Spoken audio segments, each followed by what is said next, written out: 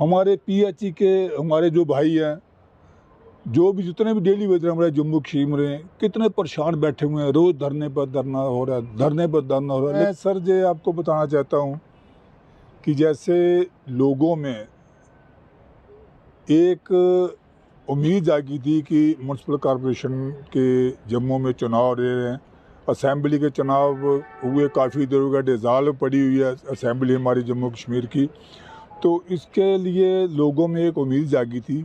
तो corporation municipality वगैरह जो लोगों का, जहाँ पर लोगों के नुमाइंदे चुने हुए आएंगे और लोगों अपने अपने लोगों एरिया के लोग काम कराएंगे।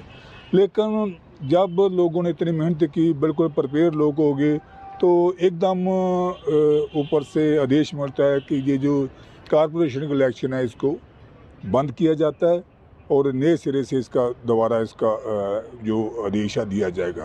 तो हम लोग थोड़ा सा उसके लिए मजबूर हुए हैं।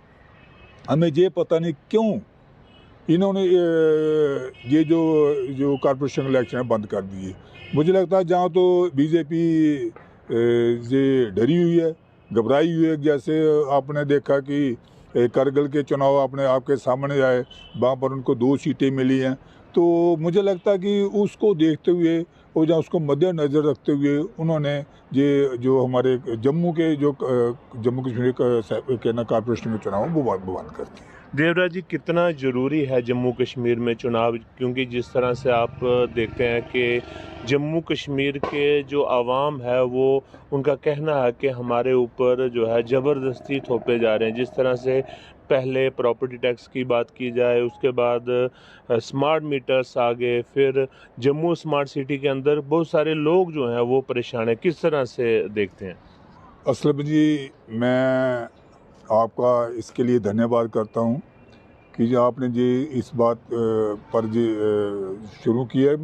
पब्लिक बहुत परेशान है जो उन्होंने जम्मू कश्मीर पर एक तो प्रॉपर्टी टैक्स ठोका है, दूसरा इन्होंने जो स्मार्ट मीटर लगाए हुए हैं, जो उन्होंने शुरुआत करी स्मार्ट मीटर में। आपको पता है कि आज हमारे पास से अगर कोई कनेक्टर किसी बस की कनेक्टरी करता है उसको महीने का 6,000 रुपया मिलता है। तो 5-5 हज़ार रुपया कम से कम इनका बिल आ रहा है ये जो स्मार्ट मीटर लगाए हुए हैं।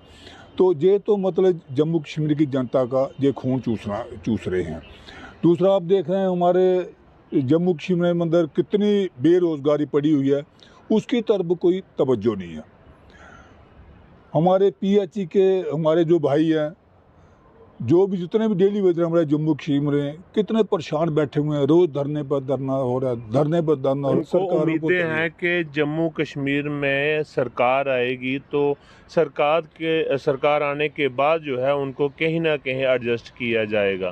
देखो मैं आपको कहना चाहता हूँ, जैसे एज ए मैं एक कांग्रेस कार्यकर्ता, हमारे जम्मू कश्मीर के जो पीसीसी के प्रेसिडेंट हैं वकार बानी साहब ने, ये उनका आदेश है, उनका ऐलान है और उनका क्या मैं कहता हूँ, उनका एक ये वायदा है लोगों से, अगर जम्मू कश्मीर के अंदर कांग्रेस की सरकार आई तो सरकार आते पहले ये जो जितने भी हमारे जम्मू कश्मीर में डेली बेजर बेचारे बैठे हुए हैं, बड़े सालों से वो एक प्रोटेस्ट करते जा रहे हैं, उनको पहले उनको रेगुलाइज किया जाएगा और जो अनअप्लाइड है उसको भी दूर किया जाएगा।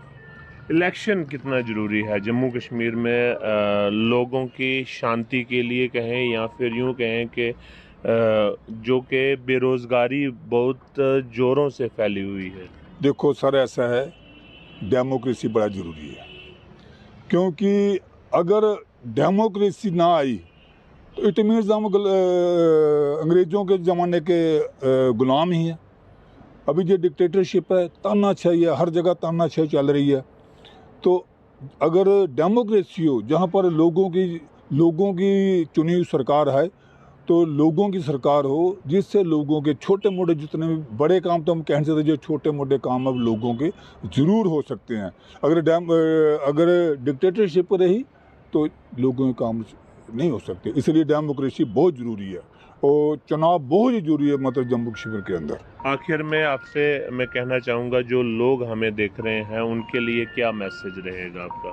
मैं एक मैसेज जनता को आपके चैनल के माध्यम से देना चाहता हूँ कि आपने देख लिया पिछले 10 सालों के बीच बीजेपी की सरकार रही है, अभी बीजेपी की सरकार है, तो बेरोजगारी ख़त्म नहीं हुई। क्यों?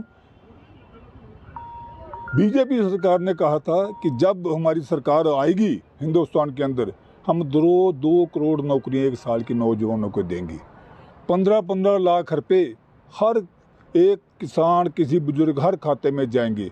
लेकिन आपके सामने अभी बताओ, आप भी चैनल बड़े, आपको पता है किसके खाते में 15 लाख रुपए है, या किस बताओ जम्मू कश्मीर के अंदर कितने लोगों को जो नौकरी मिली हैं। अगर ये 2 करोड़ उस अपने वादे पर खरे उतरती ये बीजेपी सरकार, तो अगर 2 करोड़ नौकरियां साल की देती तो आज तक हमारे जम्मू कश्मीर में जितने पढ़े लिखे लोग हैं सब के सब आज मतलब नौकरियों पर होते, अगर ये अपने इस वादे पर कायम रहती है। लेकिन ये अपने वादे पर काम नहीं रही है। ये झूठी सरकार है, लोगों से झूठे वादे किए हैं। और लोगों को मैं ये कहना चाहता हूँ कि किसी भी इनके जादसे में आकर के बीजेपी सरकार को, किसी भी बीजेपी की बंदे को वोट नहीं डालना। इसके अलावा आप कांग्रेस को वोट दो। अगर आप कांग्रेस को भी वोट नहीं देना चाहते, मैं ये कहता हूँ आपको कि बीजेपी को वोट नहीं देना। बस ये मेरी आप लोगों से